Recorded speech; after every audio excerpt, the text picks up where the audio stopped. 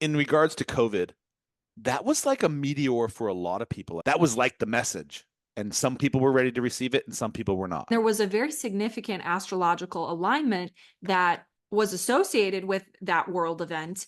And many astrologers had predicted for several years that something of that sort was going to happen Mhm. at that time because of the alignments. It was when Jupiter, Pluto, and Saturn were conjunct at the final degrees of Capricorn. What does that mean in plain language? Is that those three planets were in a very close section of the sky together in the sign that we call Capricorn.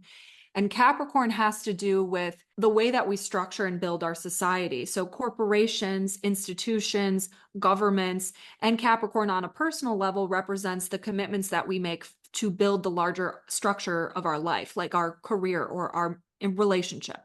At that time, what happened was a big, that's the word for Jupiter, Pluto change that was extremely challenging, Saturn, that forced us to look at the commitments, Capricorn, we were making in our lives. And it did that on a global scale because those outer planets, those faraway planets, they affect society at large. So what happens? There's limitations, Saturn, imposed on governments, businesses, corporations, Capricorn, that totally transformed the way that we operate in society, like with remote work, and many businesses died. That's the Pluto element. And it was a huge, massive change that also sparked spiritual awakening for people. That's the Jupiter component. So the way that I look at this is like it's a science, but it's also kind of a language system. And things are cyclical. So based Mhm. upon these planetary alignments that you're talking about, again, just for people who think that this is just way out there in the stratosphere, there is actual scientific data that shows in these cyclical patterns of when these planets are in specific alignments